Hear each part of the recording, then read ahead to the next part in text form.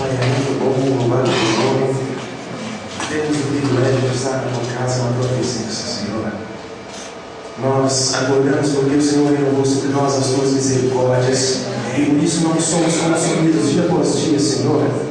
Reconhecemos diante do Senhor a nossa natureza pecaminosa, pedimos perdão ao Senhor por todos os nossos erros neste momento. Senhor, o pecado é a única coisa que pode trazer separação entre o homem e o Senhor.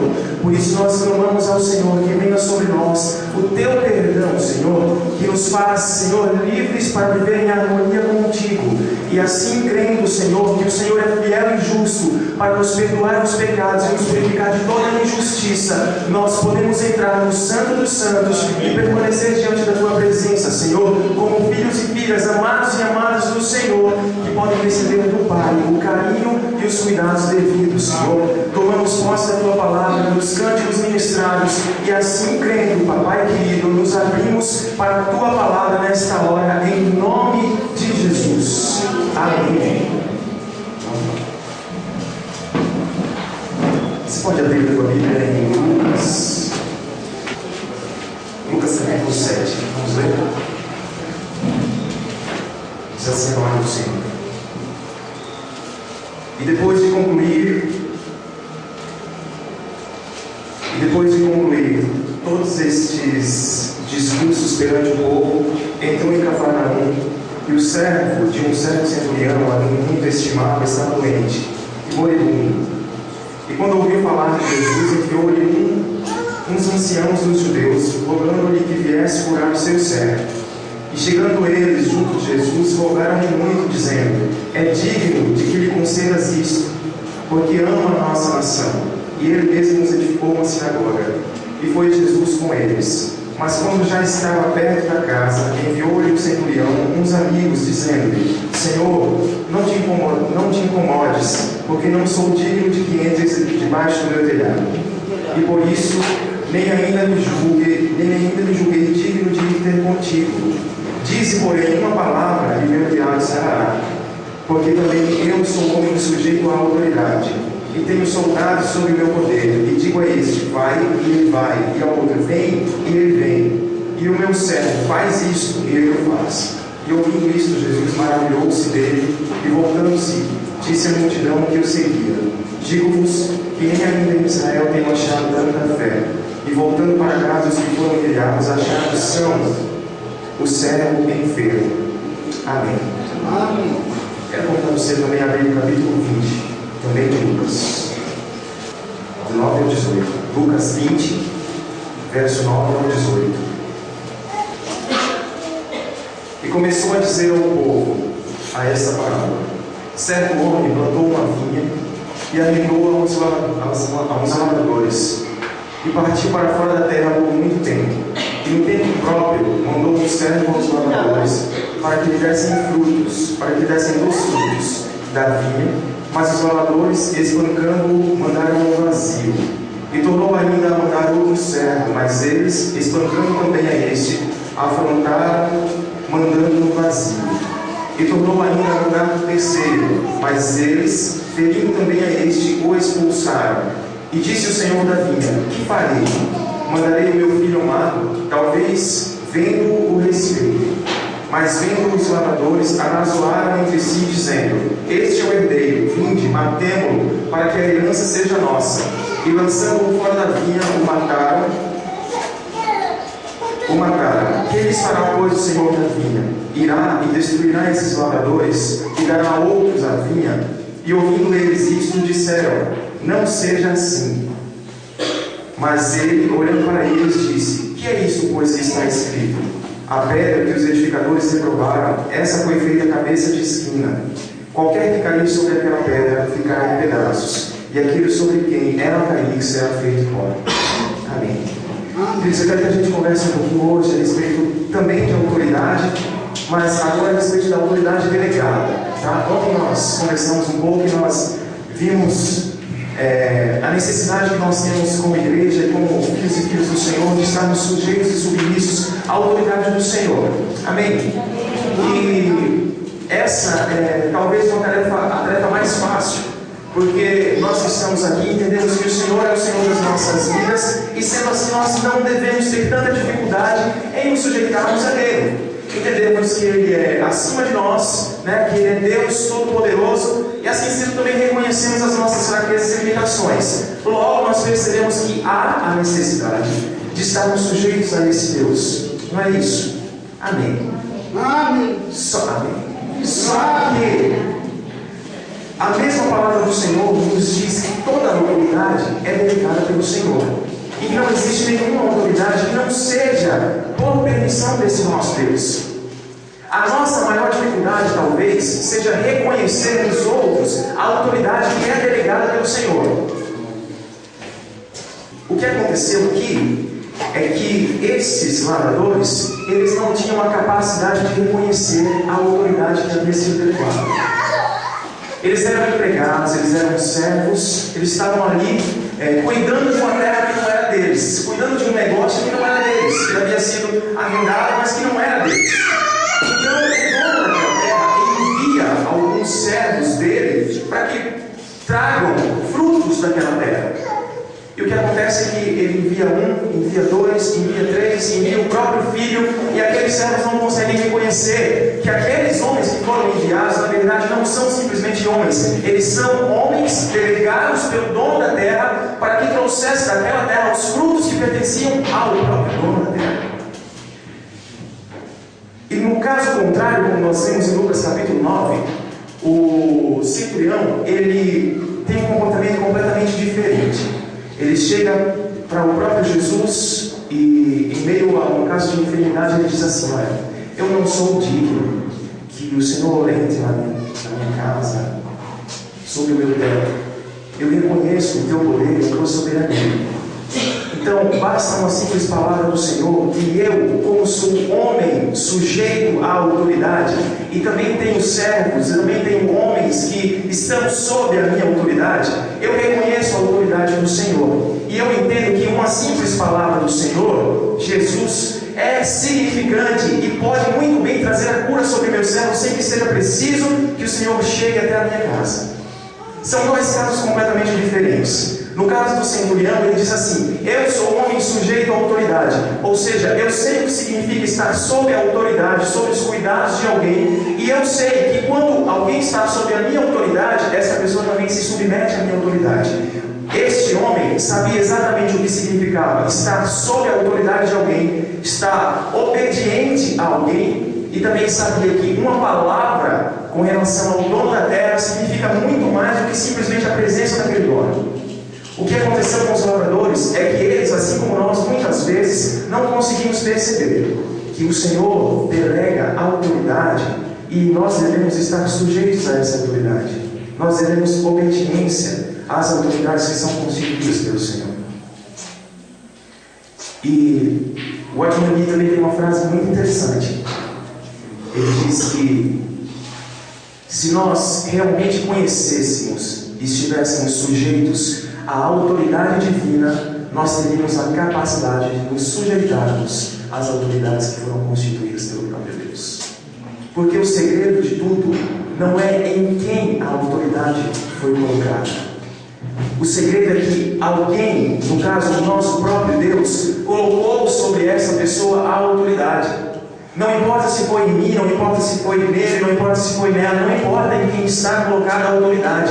O importante não é a pessoa que está delegada a essa autoridade, mas é quem delegou a autoridade a essa pessoa. Quando nós entendemos que o princípio da autoridade vem dos céus para nós, nós também entendemos que aquele e aquela que está como líder nas nossas vidas merece o mesmo respeito que nós temos ao nosso Senhor. Amém. Você consegue entender isso? Amém. As autoridades que o Senhor estabelece nas nossas vidas, elas são dignas de obediência e de submissão. Sejam os pastores, sejam os pais, maridos, governantes, líderes e por aí vai.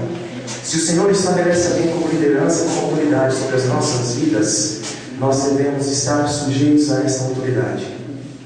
Porque toda desobediência é vista por Deus como um pecado grave. E Ele não aceita.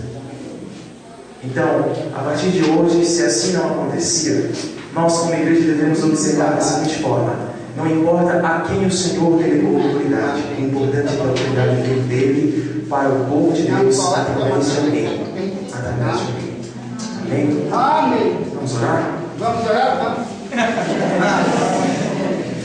Querido Deus, muito obrigado pela tua palavra, Senhor, perfeita, divinamente inspirada e apta, Senhor, para nos corrigir, para nos redarguir, para nos ensinar, Deus querido, aquilo que é agradável aos teus olhos e ao teu coração. Nós oramos ao Senhor, continuamos, querido Deus, abertos à atuação neste lugar. Agradecemos ao Senhor que nos dá mais uma oportunidade de aprendermos à luz da tua palavra, Senhor. Ensina-nos a não somente obedecer ao Senhor, mas a estarmos sujeitos e submissos e submissas, Senhor, àqueles e aquelas que o Senhor tem constituído como líderes no meio do teu povo. Senhor, que não venha sobre nós o pecado de perguntarmos se por acaso o Senhor tem falado somente a uns e a outros e não a todos, mas que nós estejamos atentos à voz do Senhor que fala através dos teus filhos e filhas no meio da tua congregação. Abre os nossos ouvidos e os nossos olhos, Senhor, espirituais, porque naturalmente é impossível obedecer ao Senhor sem que haja a ação do Teu Espírito nas nossas vidas. Que assim como Davi esteve sujeito a Saul, reconhecendo sobre aquele homem a autoridade delegada pelo Senhor, nós possamos estar submissos uns aos outros em amor e em obediência, porque isso é agradável aos Teus olhos. Em nome de Jesus nós agradecemos. Amém. Vamos bater um papo então agora. Vai ter uma mesa redonda.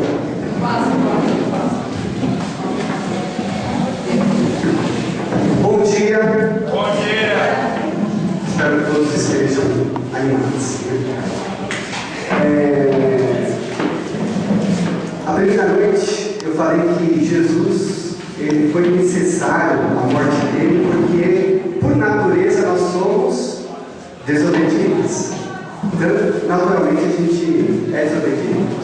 A primeira desobediência que a gente conhece está no livro de Paulo, de Gênesis, que foi a história de Adão e Eva. Depois disso, nós vemos Deus levantando um povo e nós vamos ver alguns ciclos, tanto de obediência quanto de desobediência, não é verdade? Então, o Velho Testamento todo é o povo ora acertando, o povo que Deus forma, que é o povo de Israel, e ora fazendo coisas erradas. E é um ciclo. E tem hora que o ciclo de desobediência é enorme. E tem uma aliança no Velho Testamento que todas as vezes que o povo fizesse coisa errada, Deus iria vir e traria juízo. Então nós vamos ver muitas vezes Deus pesando a mão sobre o povo de Israel pelas falhas do povo de Israel, por eles estarem desobedecendo. Deus ele pega tanta mão uma hora que o povo ele se divide em duas Israel, vamos colocar assim, né? Um povo do norte e um povo do sul. E o povo do norte praticamente é destruído. O que sobra do povo do norte são os samaritanos, ao qual que os judeus olham na Bíblia, no Novo Testamento, com o olho torto, de tanta desobediência. E a gente só entende também que o povo do sul, Deus só preserva, porque de lá iria vir o Messias. Tamanha a desobediência de todo o povo. Aí foi falado lá no livro de Jeremias, do profeta Chorão. Por que ele chorava? Porque ele pregava e o povo não se arrependia. O povo ele era obstinado de coração. Eles não aceitavam, não se arrependiam. Foram por isso que eles foram tomados e levados ao cativeiro. E parece que somente nesse momento é que algumas coisas eles começam a mudar. Por exemplo, a partir do cativeiro, a idolatria, que era uma coisa comum no povo de Israel, é eliminada. Até hoje o povo judeu não adora mais outros deuses. Se você for em Israel lá, eles não adoram mais Deus Baal, Deus Moloque, os deuses que eles adoravam antigamente. Foi justamente no período do cativeiro que eles conseguiram parar com essa história que se repete muitas vezes no Velho Testamento. Por que eu estou puxando esse fio da meada assim, no Velho Testamento? porque é necessário falar que a nossa natureza, ela não permite a nossa obediência. Mas mesmo assim, Deus ele fez uma lei, que para o judeu é a Torá, a qual eles deveriam se submeter. Só que eles não conseguiam se submeter. E estava previsto isso por Deus, que eles não se submeteriam. Agora, para que serve a lei do Velho Testamento, sendo que o povo não vai conseguir obedecer? Se Deus fez uma lei justamente que o povo não conseguia obedecer, para que serve a lei? Uma ideia? Alguma sugestão? Para que serve a lei se o povo não vai obedecer? A lei serve para guiar, correto? Serve para guiar. Mas o povo não obedeceu, então a lei serviu do quê? Ela foi boa ou ela foi ruim? Foi boa ou ruim a lei? Não. A lei foi boa. Ela foi boa. Ela mostrou para nós o nosso pecado. Porque enquanto não tem alguma coisa falando que não pode, você não sabe o que é pecado. Você simplesmente vai fazer a torta e a direita. A partir de um momento que tem algo falando assim, você não pode fazer, e você faz e desobedece, logo você é culpado. Então a lei serve para mostrar quem você de fato é. Foi para isso que serviu. E a religião, ela nasce, vou falar agora dos fariseus, que a gente vai chegar em Jesus. Eu só dei uma pincelada no Velho Testamento para a gente chegar numa religião que nasceu lá no momento do cativeiro. Essas pessoas, elas achavam, os fariseus, que eles conseguiam guardar a lei, que eles eram obedientes. E aí, eles pegaram a lei e eles deram um jeitinho para se ajustar. Eles fizeram um ambiente gostoso para eles. Então eles conseguiram escrever a lei, eram os mestres da lei, e eles conseguiam se encaixar, mas o povo não. O povo não. O povo não conseguia se ajustar na lei. Somente os fariseus conseguiram. E eles eram determinados. Eles faziam jejuns assim, muito pesados. Eles eram metódicos em tudo, nas suas orações. Eles tinham uma postura assim, ética, para constranger todo mundo. Então todo mundo olhava para eles como os sabidores, como aqueles que conseguiam cumprir a lei. Está entendendo? Mas de fato, será que eles conseguiram mesmo? Será que eles conseguiram? E aí aparece um homem chamado Jesus. E antes de Jesus, vem João Batista e fala assim: arrepende-se. Arrepende-se porque chegaram o tempo de Deus. Por que ele está falando para o povo se arrepender? Porque ninguém consegue cumprir a lei. E se você não consegue cumprir, o que você tem que fazer? Se arrepender. É o primeiro ponto. E aí vem Jesus.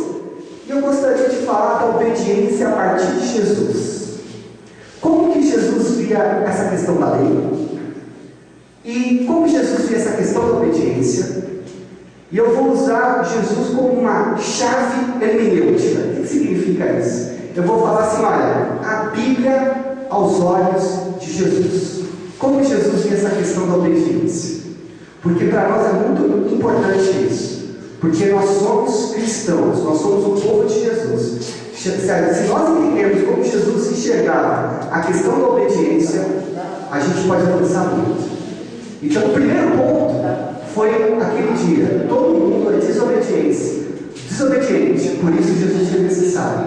Agora, nós cristãos precisamos obedecer. Mas obedecer o quê? Obedecer a quem? E como obedecer? Como eu consigo obedecer se eu sou desobediente por natureza? O meu DNA me faz desobediente. Como que eu consigo obedecer? É possível um cristão obedecer? São perguntas, olha. E aí, eu vou lá para Mateus capítulo 5, que é Jesus pregando. Nada melhor do que a gente pensar em obediência e a gente pegar uma pregação de Jesus. a pregação de Jesus, o que Jesus pregava, é capaz da gente aprender bastante sobre obediência, usando Jesus como o nosso parâmetro principal. Amém? Amém. Mateus 5, vou ver com vocês aqui também. O verso 1. Esse é o famoso sermão do monte. Eu acredito que esse sermão deveria ser pregado exaustivamente nas igrejas. Por quê? Porque são as palavras do mestre. Entendeu? Muitas vezes, muitas igrejas, elas vivem de pregar sobre vitória, sobre prosperidade, mas não pregam a pregação de Jesus, aquilo que Jesus pregou, né? Eu creio que nós devemos pregar tanto o Novo quanto o Velho Testamento, mas a gente não pode abandonar jamais as palavras de Jesus. Amém? E diz assim: vendo as multidões, Jesus subiu ao monte e se assentou. Seus discípulos aproximaram-se dele e ele começou a ensiná-los. Então vamos pintar um quadro aqui comigo. Jesus veio da multidão, uma multidão que não consegue se adequar à lei dos fariseus, uma multidão que religiosamente não está conseguindo cumprir o que os mestres da lei estão dizendo. Jesus olha para essa multidão, uma multidão até de certo ponto aflita. E aí você vai ver os seus discípulos indo juntos, e ele começa a ensiná-los. Bem-aventurados os pobres em espírito, pois dele é o reino dos céus. Ele vai falar, a primeira coisa que ele fala é sobre um espírito que não é autossuficiente, que é carente, que é pobre, que em si mesmo não tem condições nenhuma. E ele vai falar: bem-aventurados esses que não são suficientes, porque bem-aventurados pobres, pois dele é o reino dos céus. O que é interessante nessa história? Que ele já dá uma quebrada no conceito dos fariseus, porque os fariseus se achavam prontos, preparados, onde eles eram capazes. O espírito deles, eles consideravam como os verdadeiros religiosos, assim, que conseguiam cumprir a lei. E Jesus, ele vem na contramão e fala assim: ó, bem-aventurados aqueles que não são suficientes no seu espírito, são pobres, que dependem de alguma coisa, pobres de espírito. Então a primeira coisa é nós termos um coração que não é altivo, um coração que não se acha capaz, mas um coração que fala assim: eu não consigo, eu não posso, eu sou pobre de espírito, eu dependo de alguma coisa. E naquela época, os fariseus, os mestres, eram os rabis da época, as pessoas seguiam os rabis. Então tinha um fariseu, então tentava uma multidão seguir um rabi, tentava seguir aquele rabi. E cada rabi tinha um jugo, porque cada um interpretava a lei segundo o seu jeito, a sua maneira. E o jugo dos fariseus era um jugo muito pesado, era difícil de obedecer. E o que fez Jesus? E ele é um mestre, ele é um rabi. E o que ele fala para as pessoas? Vou tirar agora do Lucas 5: vinde a mim.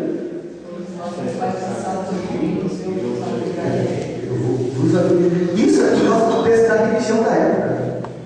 É esse tipo de cansaço que ele estava falando, porque a religião da época oprimia eles. Tem uma hora que Jesus fala que o meu fardo, o meu jugo.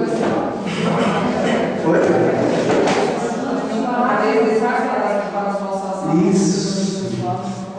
Olha, o meu jugo e o meu fardo é leve. Ele está usando a mesma linguagem dos rabis da época, falando que o jugo dele não é tão pesado como o dos fariseus.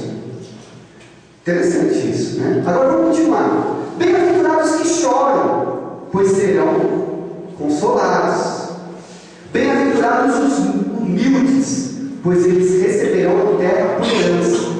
É legal que, se a gente for olhar, a gente vai ver alguns exemplos no Novo Testamento. Por exemplo, pobre de espírito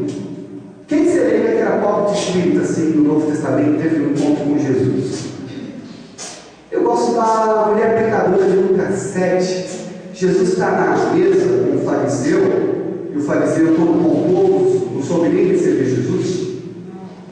E ela chega atrás de Jesus, e ela se quebranta, e ela começa a chorar aos pés de Jesus durante uma ceia, um jantar, uma refeição, e ela lava os pés de Jesus com as suas lágrimas, e ela pega o seu cabelo, e ela seca os pés de Jesus com o seu cabelo, e ela invadiu praticamente a casa do fariseu que se chamava Simão, e ela está toda quebrantada. E sabe, Simão, que convidou Jesus para entrar, ele olha assim e fala: Jesus nem sabe quem é essa mulher, que é uma pecadora. Ele fala no seu coração. Jesus, como conhece os nossos corações, ele fala assim: olha, quando eu entrei aqui, você não deu nem água para eu lavar as minhas mãos. Essa mulher não para de lavar os meus pés com suas lágrimas. Você não me recebeu nem um beijo. Ela não para de beijar os meus pés. Ela estava toda quebrantada de espírito. E ele fala: olha, houve salvação, né? E ele conta mais uma palavra muito legal, mas eu vou avançar. Um exemplo. Se você olhar, por exemplo, os que choram, bem-aventurados os que choram, pois serão consolados. Vocês lembram de alguém que chorou perto de Jesus e recebeu um consolo? Elias no acampamento. Elias no acampamento, né? Mais alguém aqui? Maria. Maria é uma mulher muito interessante, né? Porque as 3 vezes que ela aparece, parece que ela aparece aos pés de Jesus, né? A primeira vez que ela aparece aos pés de Jesus, aprendendo de Jesus. Enquanto a outra estava trabalhando na casa, ela escolheu a melhor parte. Então ela ficou aos pés de Jesus, aprendendo com Jesus. Primeira vez. A segunda vez que ela aparece, se não me falha a memória, foi para Falar da morte de Lázaro. não sei se foi da morte de Lázaro, mas ela longe de Jesus também. É Maria que de Jesus, né, pastor? Não pode ajudar. Ela faz uma adoração, ela prepara Jesus para ser morto. E diz o texto também que ela está aos pés de Jesus. Agora tem uma terceira vez que ela aparece aos pés de Jesus, é quando Lázaro morre e ela está chorando. E é aos pés de Jesus que ela vai, chorando aos pés de Jesus. E Jesus chora junto com ela e fala para o Lázaro sair. E ela é consolada.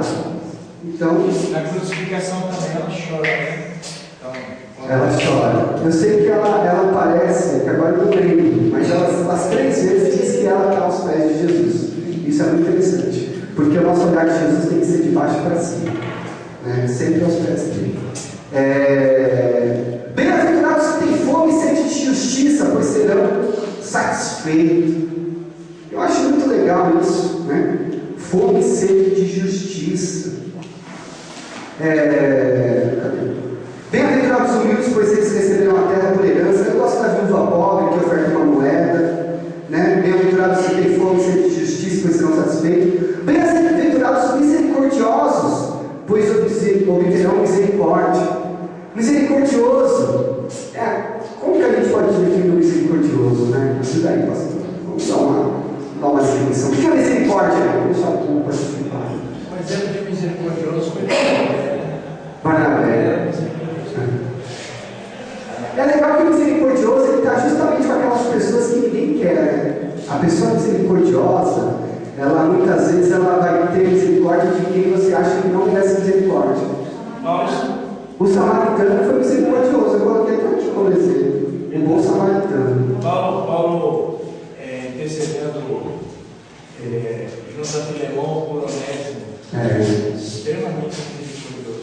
Exatamente. Diz que a raiz da misericórdia é miséria, por isso que é miséria, e córdia, que é cardia, né? Cardiologia.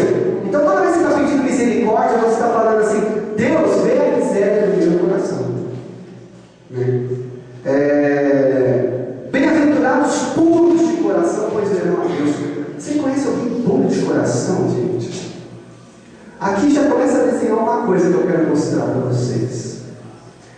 Começa a desenhar que na religião de Jesus, vou colocar esse nome, mas não é religião, mas era só para a gente se situar aqui, porque tem a religião dos fariseus, agora eu vou dar o apelido disso na religião de Jesus. Na religião dos fariseus, as coisas eram de fora para dentro.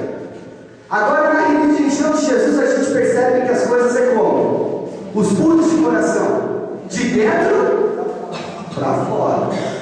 Na religião de Jesus, nos fariseus, não faça aquilo, não faça assado. Na religião de Jesus, você é misericordioso, você é puro de coração, você tem fome e sede de justiça.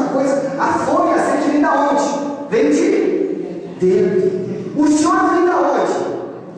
Vem de dentro. O pobre de espírito vem da onde? Vem de dentro. Opa! Então, a gente consegue obedecer a Jesus por fora? Ou a gente consegue obedecer a Jesus a partir de alguma coisa que acontece dentro da gente? Aí ele fala: bem-aventurados os perseguidos, os pacificadores, pois serão chamados filhos de Deus. Bem-aventurados os perseguidos por causa da justiça, pois é dele o reino de Deus. Bem-aventurados serão quando por minha causa os insultarem, os perseguirem e levantarem todo tipo de calúnia contra vocês.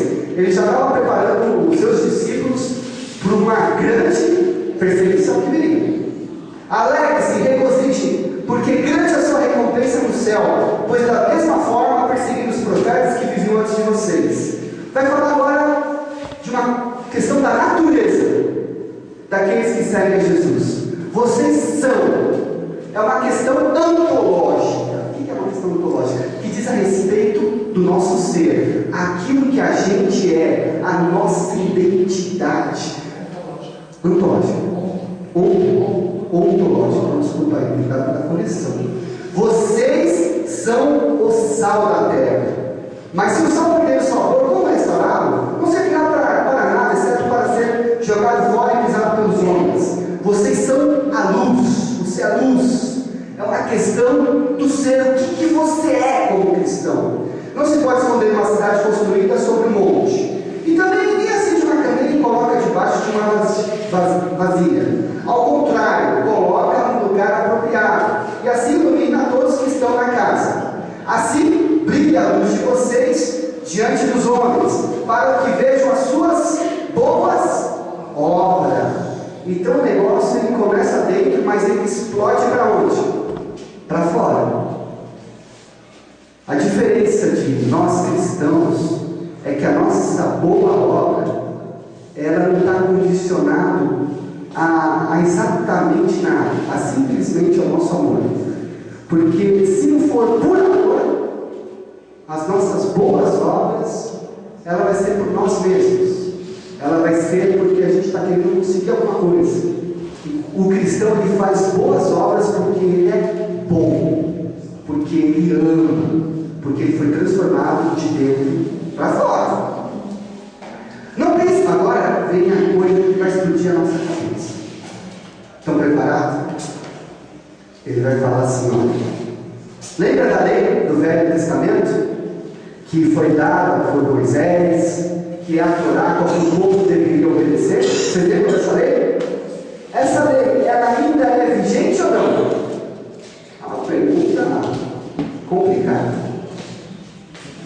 É ou não? A gente tem que obedecer o Velho Testamento ou não? Sim. A gente está debaixo da lei ou não? Ou da graça? Sim, não. E agora? Vamos tentar desmiuçar essa parada aí. Eu tenho que cumprir o Velho Testamento ou eu não preciso cumprir o Velho Testamento? Como que fica essa questão? Esse cálice é o Novo Testamento do meu Senhor. Oi? Esse cálice é o Novo Testamento do meu Senhor. Esse cálice é o Novo Testamento. Mas vou pegar uma palavra de Jesus aqui, ó. Não pense que vinha abolir a lei ou os profetas. Não vinha abolir, mas cumprir. Mas ele está falando dele, né? Dele. Mas olha o que ele vai falar. Digo-lhes a verdade. Enquanto existirem céus e a terra, de forma alguma desaparecerá a menor letra ou menor traço, até que tudo se cumpra. Todo aquele que desobedecer a um desses mandamentos, ainda que dos menores, e ensinar os outros a fazer o mesmo, será chamado menor no reino dos céus. Mas todo aquele que praticar pregar e ensinar estes mandamentos, será chamado grande no reino do céu. Cumprir os mandamentos? Que mandamento é esses? E agora? Agora está difícil. Eu tenho que cumprir o Velho Testamento, mas Jesus ele não veio acabar com o Velho Testamento, ele veio cumprir o Novo Testamento, ele não veio abolir a lei. Então o que ele veio fazer? Mas eu não sei o que fazer. Pois eu lhes digo que se a sua justiça de vocês não for muito superior à dos fariseus e mestres da lei, de modo nenhum entrarão no reino dos céus. Então ele fala assim, vocês ainda por cima têm que ser melhor que os fariseus. E agora, meu Deus? Se os fariseus são tão caprichosos em querer cumprir a lei, não conseguem, Jesus está falando que a minha justiça tem que ser superior a eles. Como que eu vou conseguir cumprir o Velho Testamento? Só Jesus cumpriu, é para eu cumprir ou não é? E agora? Vocês querem responder? Estou fazendo muito suspense aqui. Eu vou falar que a gente tem que cumprir a maneira de Jesus. Porque toda vez que a gente tem que interpretar o Velho Testamento e fazer da nossa maneira, a gente vai cair na mesma coisa que os fariseus. Só para você ter uma ideia, os fariseus, alguns deles, eles acrescentavam muito a lei. Olha, não tinha calculado que a lei contém 248 mandamentos e 365 proibições. Eles faziam uma lista de coisas. Eles montavam assim uma lista de Excel das coisas que eles podiam fazer e não podiam fazer. Podiam fazer e não podiam fazer. Vocês querem montar uma lista dessas? Vocês querem seguir o Velho Testamento da sua maneira?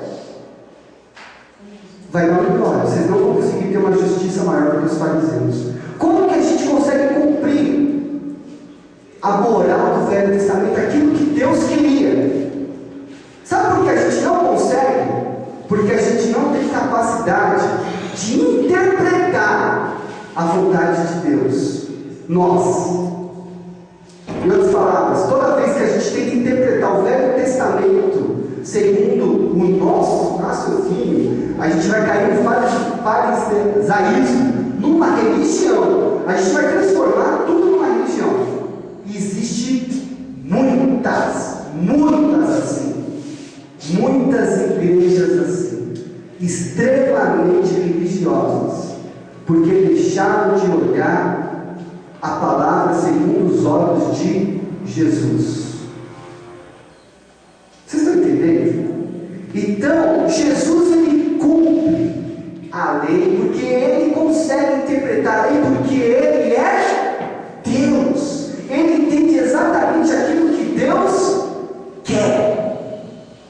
Ele entende a palavra e a vontade de Deus, e ele vai lá e ele tem aquilo e ele faz, e agora a gente tem que olhar para ele. É assim que a gente vai obedecer a palavra de Deus. E aí a coisa não vai ser mais de fora para dentro.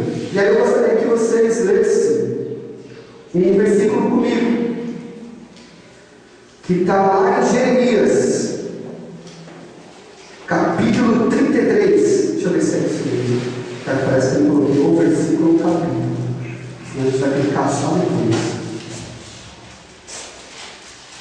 Só está 33 aqui. Ou faltou o capítulo ou faltou o versículo. Faltou um dos dois.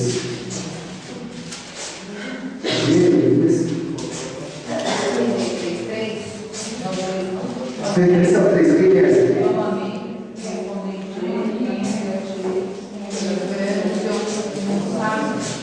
Ele vai falar que ele vai colocar a lei no nosso coração.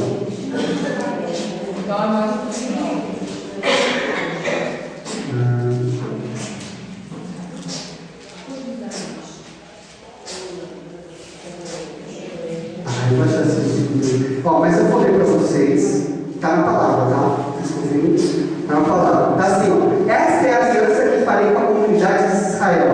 Depois daqueles dias, declara o Senhor, porei a minha lei no íntimo deles e a escreverei nos seus corações. Serei o Deus dele e eles serão o meu povo. Então Deus, ele pega a lei, a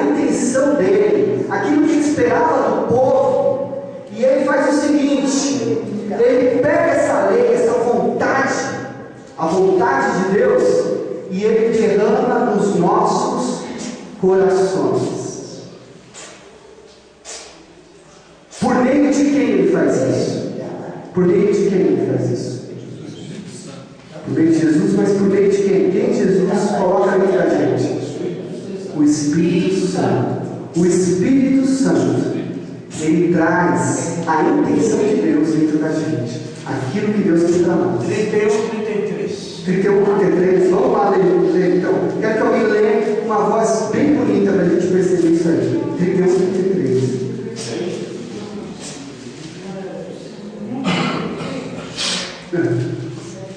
Mas esta é a aliança que farei com a casa de Israel depois daqueles dias, diz o Senhor. Porei a minha lei na sua mente e a escreverei no seu coração. Eu serei o seu Deus e eles serão o meu povo. Amém. Vocês compreendem isso? Então a diferença do velho é que as pessoas elas tentavam de fora interpretar da sua maneira e tentavam cumprir e tropeçavam. E do novo? Do novo, Jesus ele faz um conserto com a gente. Ele transforma a nossa natureza. Então a primeira coisa que a gente precisa para cumprir a vontade de Deus é o quê? É nascer de novo. Ter uma mudança na nossa natureza. Se eu quiser obedecer à vontade de Deus, eu tenho que nascer de novo. Porque quando eu nascer de novo, eu recebo o Espírito Santo. E o Espírito Santo vai ser o quê? Aquele que vai me conduzir a praticar a vontade de Deus. Sem Espírito Santo, não há obediência. Só que existe um risco. E aí a gente vai agora para Gálatas. Gálatas 5. O Gálatas, gente, é um livro muito interessante. Eu espero que você tenha fazer o estudo do livro de Gálatas. Mas eu vou dar um plano de fundo bem rapidinho lá. Os Gálatas, eles eram cristãos que estavam sofrendo a influência de alguns mestres. E esses mestres, eles eram judaizantes. Eles misturavam o judaísmo com o cristianismo. Então eles estavam fazendo os cristãos da igreja como chama lá, cortar a mão? A circuncisão. Estavam mandando o povo circuncidar e observar mais algumas coisas. E Paulo ele olha para aquilo e ele vê aquilo como uma ameaça perigosíssima ao quê? A cruz. Porque toda vez que você começa a querer obedecer a partir de você, do seu intelecto, de você mesmo, tirando o Espírito, você começa a diminuir a cruz. Você está dizendo que você consegue obedecer e que Jesus não foi necessário. Então a gente começa a obedecer a partir do Espírito. E ele vai falar lá em Gálatas 5, a partir do verso 16.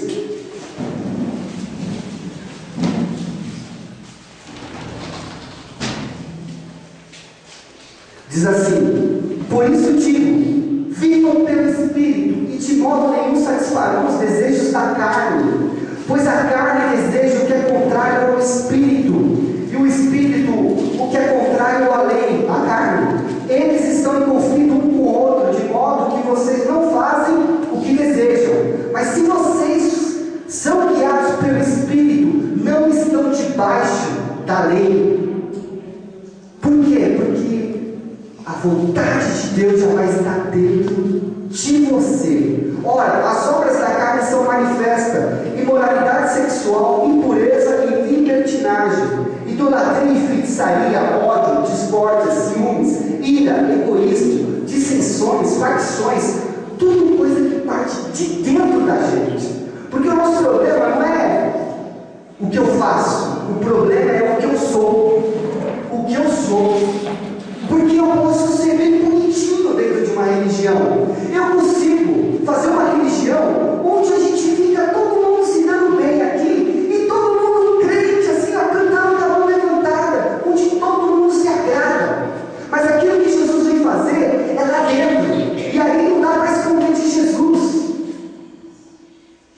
Você entendeu? É muito mais complicado. É muito mais complicado lidar com o Espírito. Porque o Espírito, ele discerne aquilo que a gente é. a nossa natureza. Se a gente é bem, se a gente é malicioso, se a gente é arrogante, se eu sou presunçoso, se eu sou egoísta, se eu me acho, Deus vai lá dentro e vai sustentando a nossa alma. E Ele quer mudar isso. Porque quando Ele muda ali, sai para fora. Aparece lá fora também. Sai para fora. Se Deus te transformar, o fruto veio. Mas não veio de fora para dentro, veio de dentro para fora. Amém? Amém. Um monte de coisa aqui. E eu os advirto como antes já adverti: aqueles que praticam essas coisas não herdarão o reino de Deus. Já a gente vai falar disso, tá? Tem um 8 e 80 aí. Mas o fruto do Espírito é amor, alegria, paz, paciência, tudo lá de dentro, ó. Amabilidade, bondade, fidelidade, mansidão, domínio próprio. Contra essas coisas não há lei. Não existe lei para isso. Se você for assim, você está cumprindo a vontade de Deus. Se você for assim, você cumpre toda a intenção de Deus que havia no Velho Testamento. Se você for amável, bondoso, você está fazendo a vontade do Pai. Os que professam Cristo Jesus crucificam a carne com as suas paixões e os seus desejos. Se vivemos pelo Espírito, andamos também pelo Espírito. Amém? Amém. Então a questão toda é o Espírito. Porém, existe uma coisa: o Espírito Santo você pode apagar. O que é apagar? Eu não vou te dar atenção. Eu vou dirigir a minha própria vida. Por isso que Paulo fala para os Gálatas: vocês estavam indo bem, vocês estavam andando no Espírito, agora vocês estão indo para a carne. Então existe uma tentação nossa, que é assumir o controle da nossa vida. Então a gente pode apagar o Espírito Santo, sim. Não no sentido ontológico do Espírito Santo, a gente consegue eliminar ele da existência, mas no sentido da nossa vida. Eu assumi as regras da minha vida. Por isso que eu tenho que ser guiado. Só precisa de guia aquele que é cego. Só precisa ser guiado aquele que fala assim: eu não quero tomar direção nesse carro, eu quero ser conduzido por ti. É assim, é pelo Espírito. E aí a gente tem que o quê? Render-se a Deus, render ao Espírito e falar: vem e muda o meu ser, muda a minha vida, e deixar ele fluir, e deixar ele te transformar. Elias, Oi. isso é tão sério que Paulo, quando escreve aos Tessalonicenses, no capítulo 5, ele fala isso, 1 Tessalonicenses 5. Não extinguais, não apagueis o Espírito Santo, a ação do Espírito Santo.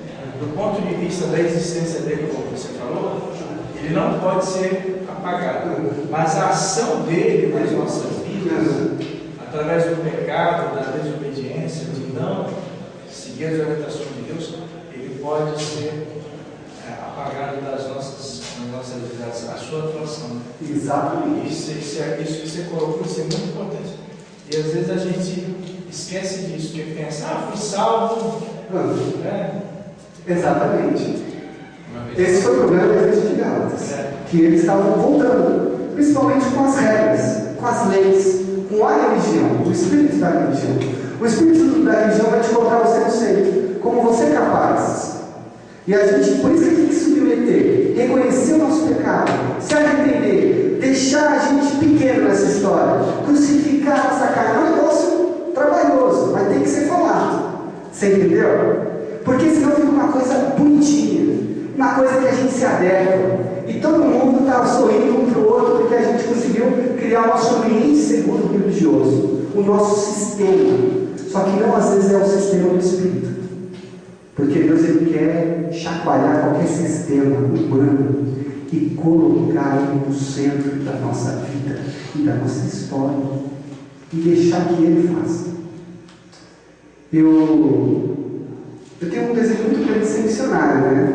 Sempre foi um desejo muito grande. Eu acredito sempre que foi vontade de Deus para a minha vida.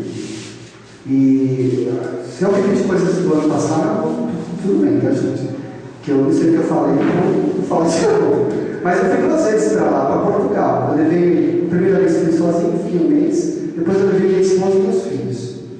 E depois disso, a minha vontade era tanta de ser missionário, que eu fui lá e consegui um visto para ser missionário. É uma coisa tão difícil tirar um visto religioso para ser missionário. Não é uma coisa normal. Muitas pessoas têm e não conseguem.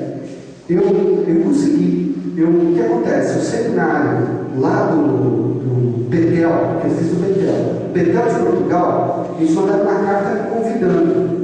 E com essa carta eu levei lá no consulado e consegui tirar o visto de missionário. E aí, eu estava correndo atrás de sustento e tal. Eu não consegui fechar o meu sustento. E eu estava pronto, eu tinha falado com o meu chefe que queria ir embora da minha empresa. Né? Trabalho 18 anos na mesma empresa. Eu estava numa loucura de vamos que a gente vai conseguir. Só que não era o tempo de Deus. E eu vi o visto vencer nas minhas mãos antes que eu conseguisse levantar o sustento. E eu fiquei mal. Né? Fica mal, né? Eu chorei muito. Por quê? Porque eu queria tanto, eu estava, puxa Deus, mas não é com vontade da minha vida, como é que é, né? O Senhor me ajudou, né? Eu não me entendia, gente. Você já ficava com Deus. E eu fiquei mal, né? Eu era profeta chorão, eu chorei bastante. Eu chorei bastante. E aí, mas olha que coisa boa, eu chorei com você. Mas não é só isso que foi bom. Eu fiz assim, Deus, está nas tuas mãos. Quando eu tinha acabado de chegar no memorial, o memorial me falava, olha, a gente não conhece você, nem orar por você a gente vai. Olha como que eles foram radicais, como tá certo, né? Acabava de chegar, que sou eu. Vai que eu sou maluco, terrorista. Chego lá e todo mundo no avião. Aí você fala, ixi, o missionário que a gente mandou é louco, né? Nem sabia que eu era. Nunca tinha visto cabeceria. Aí, o que acontece? Eu falei, Deus está nas suas mãos. Só que naquela primeira vez que eu falei, eles anotaram no lugar. Eles deixaram anotado. E eu fui servir na igreja. Teve uma coisa que eu não fiz. Eu não esmoreci em relação a Deus. Em que sentido? Vou parar, agora não quero mais nada, agora não quero mais nada com Deus. Veio André, a gente chegou na igreja e já se envolveu. Fizemos um monte de coisa. Estou falando agora para ganhar uma tanta glória, em nome de Jesus, cara, tudo isso por perto. Mas a gente resolveu trabalhar com Deus, né? A gente sempre foi assim, né? Desde que Deus chamou a gente, vamos trabalhar. E aí, trabalhando e tal, a igreja viu. E aí, um dia eu estava lá, trocou o pastor de missões. E ele foi atrás de todos os vocacionados que eles tinham anotado. Todos os vocacionados que eles tinham anotado. E aí eles foram atrás de mim. Eles foram atrás de mim. E eu tinha entregado tudo para Deus. Deus, toma conta disso, porque eu não quero mais mexer nisso. Toda vez que eu pensava, doía. Sabe uma coisa, uma mágoa que você tem, que você pensa, dói, então você fala, joga debaixo do tapete? Já fizeram isso? Né? Acho que ninguém faz isso, mas eu fiz. Aí, então nem gostava de pensar no assunto, mas ele veio atrás. De fato eu gostaria de ir para missões. Então vamos conversar. Aí fui lá, marquei, conversei. Aí, legal. Aí continuei trabalhando, nada. Depois, ele falou assim, você é missionário da nossa igreja. Aí já começou a mostrar a foto minha, às vezes, da igreja, como missionário. Aí a igreja pagou para mim lá no congresso de missões, né? E ele falou, olha, não se preocupe, a gente vai te ajudar. E aí, eu estive com ele antes de 20 anos, ele me deu todo um plano para enviar a gente para o campo. O mês que vem eu estou indo lá com ele conhecer a junta de missões. Eu já fui conhecer o presidente de uma missão junto com ele. E depois ele vai me levar para uma outra missão para conhecer outro presidente de missão. Ele vai deixar eu escolher a missão. E até o ano que vem, começando o ano que vem, eu e minha esposa, a gente já vai estar fazendo o treinamento segundo os planos que ele traçou. Mas os planos não fui eu que tracei. Veio dele. Amém. E outras palavras, Deus no controle.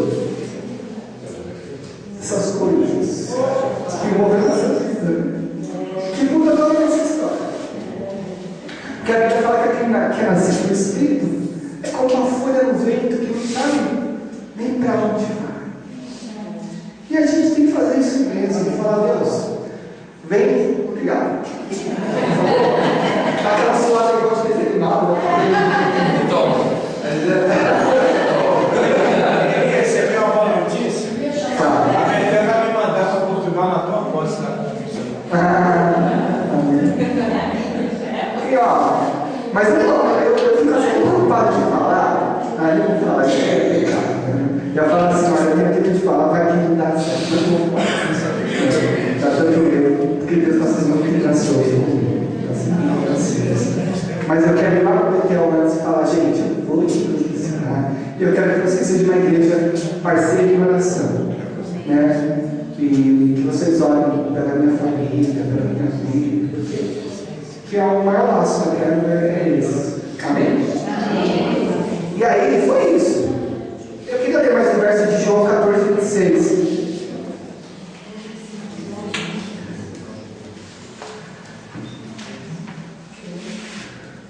Que diz assim, João 14, 16.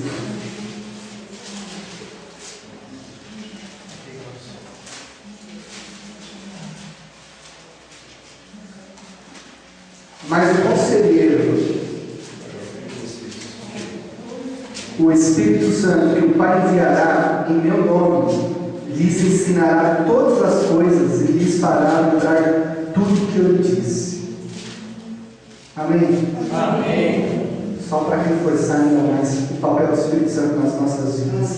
Não adianta, irmãos, tentar seguir a lei, que ele vai criar mais uma religião. Viva o Espírito Santo. Mais uma coisa, obediência é resultado de um relacionamento com Deus. Só obedece quem conhece a Deus, se relaciona com Ele.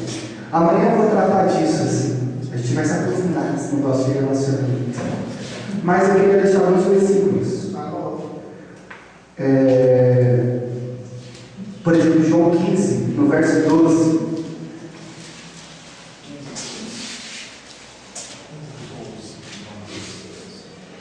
Diz assim: o meu mandamento é este. O meu mandamento é este. Essa questão do amor também é um negócio muito forte, tá? Em Jesus. A gente vai perceber que a síntese do Novo Testamento, da lei, a síntese da vontade de Deus é você amar a Deus de todo o seu coração e amar o próximo como a ti mesmo. Essa é a síntese. Se você for fazer isso, você faz a vontade de Deus, você obedece. Amém? Porque essa é a síntese, é como a gente pega tudo. Elias, resume o Velho Testamento todo aí para mim em uma frase. Meu Deus, ame a Deus de todo o seu coração, próximo como a ti mesmo. Pronto, consegui. É assim. Então, porque quem ama o irmão não vai matar o irmão. Quem ama vai mentir. Quem ama vai roubar. É a síntese. Quem ama a Deus vai colocar o nome de Deus em vão. Não. É a síntese. Então, a gente está lendo lá, o meu mandamento é este: ame uns aos outros como eu os amei. Como eu os amei. É legal que Jesus dá os exemplos dele. Como que Jesus amou a gente? Dando a sua própria vida, né? Ninguém tem maior amor do que aquele que dá a sua vida pelos seus amigos. Vocês serão meus amigos se fizerem o que eu lhes mando, obediência. Já não chamo de servo, porque o servo não sabe o que o seu Senhor faz. O servo só obedece, tá? Manda, mas nem sabe quem é o Senhor. O servo, assim, a vida do Senhor, não conhece a vida do Senhor, né? Do seu Senhor. Estou falando agora da relação de um escravo com o seu Senhor. O servo, ele vai lá, vai para lá, vai para cá, vai. Agora Jesus, ele vai falar assim: olha, eu não estou te chamando disso. Em vez disso, eu os tenho chamado amigos, porque tudo que eu ouvi do meu Pai, eu lhes tornei conhecido. Vocês não são meus empregadinhos, vocês são os meus amigos. A obediência, ela tem a ver com relacionamento com Deus, com amizade, com um amigo, com espiritualidade, com leitura da Bíblia, com comunhão com o Pai, com conversa com o Pai, com abertura de coração, comunhão com os irmãos, coisas que suscitam um relacionamento bom e amoroso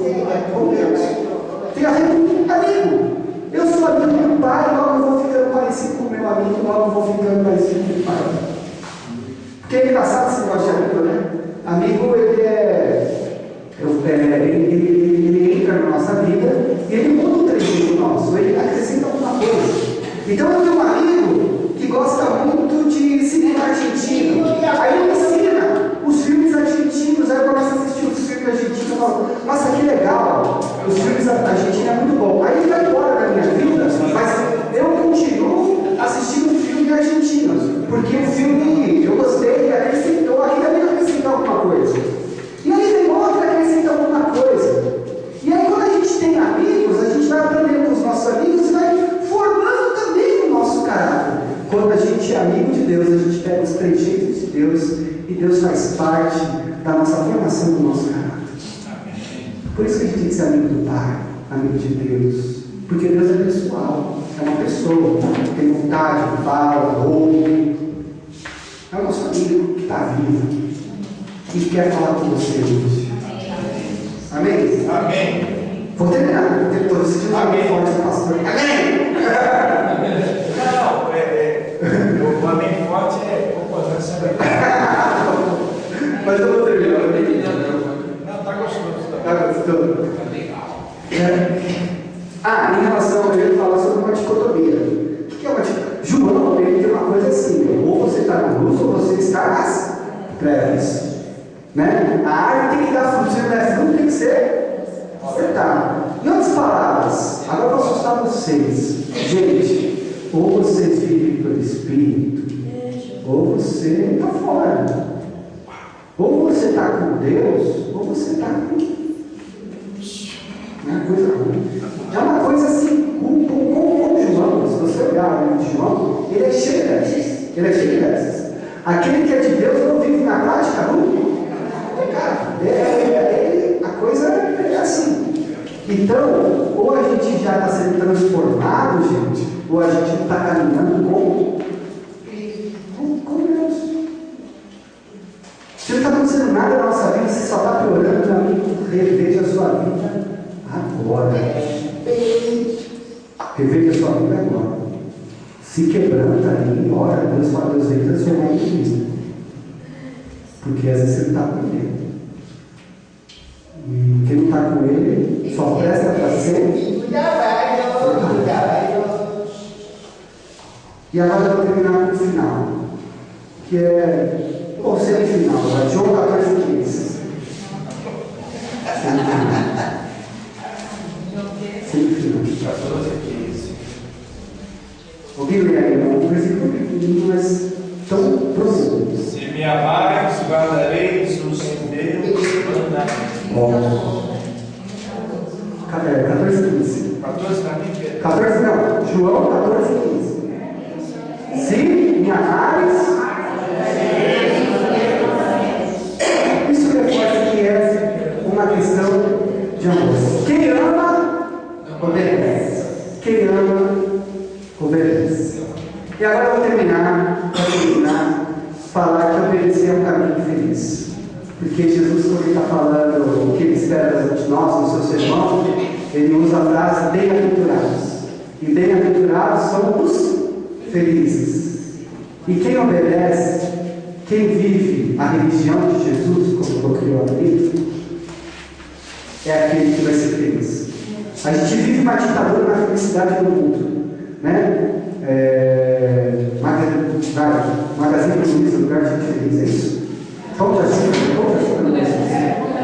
o consumismo todo vai ensinar as pessoas uma forma de ser feliz. Jesus, ele não fala o que é felicidade. O que é felicidade? Ele simplesmente fala: felizes quem são dessa maneira, quem são assim. Feliz é aquele que obedece. Mas não no sentido religioso da palavra, naquele que obedece assim, mas naquele que explode lá de dentro uma obediência genuína, que vive no Espírito. Esses são aqueles que são felizes. Você quer ser feliz, meu irmão? Viva no Espírito, na obediência ao Pai. Porque o Pai só quer o melhor para você. Tudo aquilo que Deus fala é para o seu bem. Nada é para o seu mal. É isso mesmo, Elias. Se me amar, guardareis os meus mandamentos. Quem amar, contigo. Então, assim, aqui não somos os filhos, nós como pais, os nossos filhos, Deus que nos ama, nos corrige, né? Também é a tomar essa nova. Exatamente. Por amor a gente fala todos não para os nossos filhos. Né? Deus falou não para mim aquela vez. Mas ele desistiu. Né? Amém? Vamos lá. Vamos avaliar a nossa vida. Ele falou sim, mas no tempo dele. Exatamente. Espera, vamos esperar. Vamos fechar os nossos olhos. Eu espero que tenha sido uma manhã muito proveitosa. Senhor Deus Pai, eu quero te agradecer porque esse povo é tão maravilhoso aqui. Eles me recebem assim tão bem, tão feliz. Que é uma igreja amorosa, Deus. E é uma igreja que o Senhor ama, Pai. E eles te amam, Pai. E eu percebo essa energia, essa vontade de amar o Senhor, Pai, no louvor, nos cânticos, nas orações. Eu vejo a alegria constante no coração dessa igreja. Amém. E que, em nome de Jesus, Pai, Seu Espírito Santo, Pai, seja derramado nas nossas vidas, a fim de que nós deixamos que nós nos diminuímos para que o Senhor cresça em nós. Que sejamos um vaso nas Tuas mãos para a Tua glória, Deus. Que o Senhor nos conduza, Senhor, segundo a Tua vontade. Como eu disse, Senhor, é um relacionamento de amor, Deus, contigo. E é um crescimento constante, ó Deus, para que sejamos cada vez mais parecidos com Cristo Jesus. Que fruto do nosso relacionamento contigo, da nossa intimidade contigo, que a gente possa ter um dia maravilhoso, Deus, agora. Uma noite, Senhor Deus, preciosa, de muita adoração, Deus. Em nome de Jesus. Amém.